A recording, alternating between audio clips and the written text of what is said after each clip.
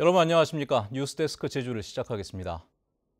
제주도가 기후 변화에 대응하기 위해 다양한 정책과 20조 원의 투자 계획을 세웠는데 내실이 부족하다는 지적이 도의회 도정 질문에서 나왔습니다.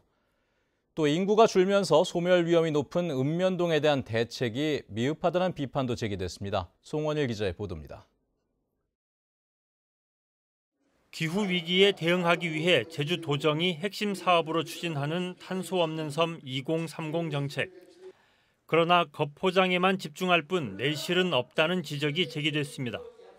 제주도의회 도정 질문에서 이승하 도의원은 제주도가 2030년까지 전기차 37만 대 보급 목표를 세웠으나 지금까지 6.4%인 2만 4천 대에 그쳤다고 지적했습니다.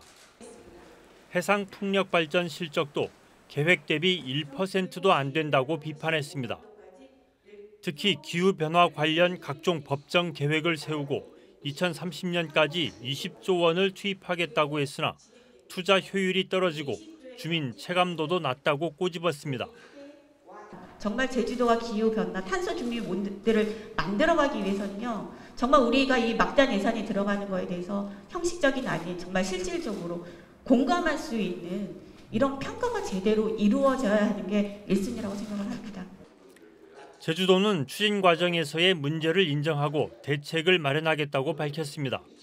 탄소중립 녹색성장위원회를 설치 운영하도록 되어 있기 때문에 이제는 체계적인 계획과 집행, 평가가 이루어질 것으로 저는 기대를 하고 있습니다. 노령층의 급속한 증가와 인구 감소로 제주도 내 마을들의 소멸 위험이 높아지는 문제도 제기됐습니다. 43개 읍면동 가운데 섬지역과 농촌, 원도심 등 제주시 5곳, 서귀포시 10곳이 위험한 상태인데도 대책은 미흡하다는 것입니다. 도청에서 또는 우리 도의회가 이 위험 지수에 대해서 관심을 아직까지 못 가지고 있어요. 제가 여기에 문제가 있다고 생각합니다. 이제부터 대응해야 됩니다. 대책을 마련해야 됩니다. 한편 구만섭 도지사 권한대행은 내년 지방선거를 앞두고 법정 기한인 이달 말까지 도의원 정수를 3명 늘리는 제주도 특별법이 개정되지 않을 경우 현행 도의원 정수 범위 안에서 선거구를 조정하는 방안을 검토하고 있다고 밝혔습니다. MBC 뉴스 송원일입니다. 제주도가 내국인 출입이 가능한 관광객 전용 카지노 도입을 검토하고 있습니다. 제주도가 최근 도의회에 제출한 제2차 카지노업 종합계획안에는 제주도민을 제외한 내외국인 관광객이 출입할 수 있는 카지노를 도입하고 카지노가 있는 호텔에 비대면 카지노를 허용하며 외국인 카지노를 5성급 이상의 특급 호텔에서 회의시설과 공항으로까지 확대하는 방안이 포함됐습니다. 종합계획은 내년부터 2026년까지 추진되는데 제주도는 도의회 보고 절차 등을 거쳐 확정한다는 계획입니다. 최근에 학교 폭력이 끊이질 않고 있습니다. 이번엔 도내 한 중학교에서 한 학생이 같은 반 학생에게 지속적으로 괴롭힘을 당하다 폭행으로 성장판이 다치는 중상을 입었는데요. 문제는 이 피해 학생이 여전히 가해 학생들과 한 교실에서 수업을 받아야 해 학교에 나가지 못하고 있다고 합니다. 박혜진 기자가 취재했습니다. 제주도 내 한 중학교 1학년 A군은 학년 초부터 같은 반 학생 3명으로부터 지속적인 괴롭힘을 당했습니다. 지난 9월에는 이들에게 폭행을 당해 전치 8주의 부상을 입었습니다. A군은 성장판이 손상돼 병원에서 오른쪽 팔이 더 자라기 어려울 거란 판정을 들었습니다. 사건은 제주시 교육청으로 보고돼 지난 3일 학교폭력심의위원회가 열렸습니다. 심의위는 가해 학생들의 지속적인 학교폭력이 인정된다며 가해 학생들에게 특별교육과 A군에게 사과문을 쓰도록 결정했습니다. 하지만 가해 학생 3명 중 괴롭힘을 주도한 1명만 다른 반으로 보내졌을 뿐 나머지 2명은 같은 학급에 그대로 배치돼 A군은 2달 넘게 등교하지 못하고 있습니다. 그냥 보기도 너무 싫고 그런 일이 있을까 봐 좀 무서워서 가기 싫어요. 처벌이 아니잖아요. 처벌이 손방망이 처벌밖에 안 되고 저는 팔 장애가 되는데. A군은 불안과 우울 증세가 심해져 급성 스트레스 장애 진단을 받고 정신과 치료를 받고 있습니다. 같은 반에서 또 같이 수업을 받는다는 거에 대해서 그거에 대해서 애기가 도저히 학교를 못 가겠다, 스트레스 받고 학교를 믿을 수도 없고. 제주시 교육청은 관련 법에 따라 폭력의 심각성과 지속성, 고의성 등을 고려한 결정이라고 밝혔습니다. 학교 측도 교육청의 결정에 따르고 A군에 대해서는 심리 상담을 지원하겠다고 밝혔습니다. 이와 같은 학교 폭력이 발생한 데 대해서 매우 유감스럽게 생각하고 학생이 원한다면 우리가 외부 기관에 상담을, 전문 상담을, 심리 상담을 의뢰하고. 이에 대해 인권단체는 피해 학생을 고려한 후속 조치가 부실하다고 지적합니다. 징계 절차에 의해서 학급 분리가 안 된다고 하는 요건이 안 된다 하더라도 일단 피해 학생이 굉장히 큰 호소를 하면 그거에 대해서 조금 더 적극적으로 수용해주는 지원청, 교육지원청의 자세가 돼야 되지 않을까. 학폭의 절차적, 형식적인 사과만 하면 되겠구나라고 하는 잘못된 시그널을 줘서. 올 들어 제주도 교육청에 접수된 학교 폭력은 300여 건이 넘습니다. 부실한 후속 조치로 학교 폭력이 되풀이되는 것은 아닌지 관련 제도를 다시 점검해야 한다는 목소리가 커지고 있습니다. MBC 뉴스 박혜진입니다. 제주에서는 코로나19 확진자가 어제 43명에 이어 오늘도 20명이 추가로 발생하면서 최근 일주일간 하루 평균 확진자 수는 19.57명을 기록하고 있습니다. 오늘 추가 확진자 가운데 8명은 서귀포시 고등학교 집단 감염과 관련돼 누적 확진자는 39명으로 늘었고 3명은 서귀포시 사우나 관련으로 누적 확진자는 36명입니다. 한편 확진 판정 후 격리 입원 치료를 받던 환자 1명이 사망해 제주 지역의 코로나19 사망자는 모두 8명으로 늘었으며 방역당국은 코로나19와의 연관성에 대해 조사하고 있습니다.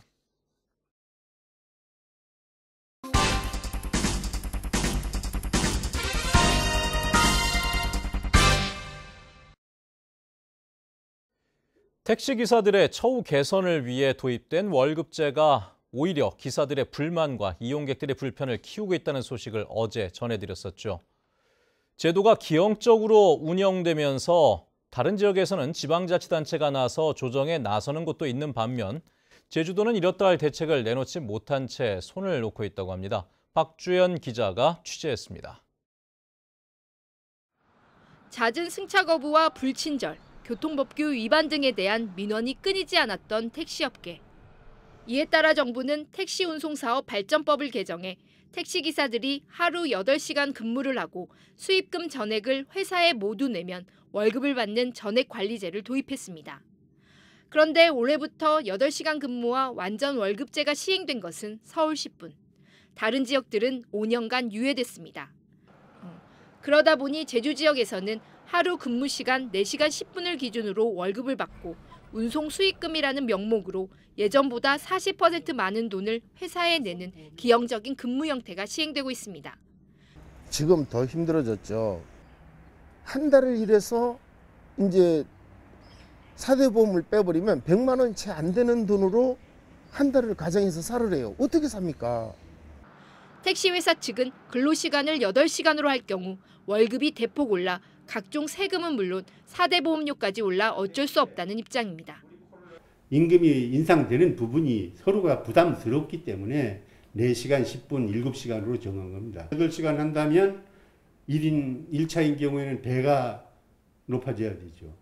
이에 대해 택시기사들이 민원을 제기했지만 제주도는 택시업체와 대표 노조의 자율적 협상에 의해 체결된 사항이라며 개입할 수 없다고 밝혔습니다. 그 성과급을 주기 위해 가지고 그 금액을 정한 거는 우리 국토부에도 물어보고 가니까 그거는 뭐 위반이 아니라고 해서 위반 사항이 없다고 문서로 우리 회신해 준 거는 있거든요. 하지만 부산시는 이 같은 기형적인 월급제가 변형된 형태의 산학금 제도여서 여객 자동차법을 위반했고 기준 운송 수익금을 정하고 이에 미치지 못할 경우 임금을 삭감하는 것도 근로기준법 위반이라며 시정명령을 내렸습니다. 택시업계의 월급제를 둘러싼 논란을 제주도가 방치하는 사이 도민과 관광객들의 불편만 가중되고 있습니다. MBC 뉴스 박주연입니다.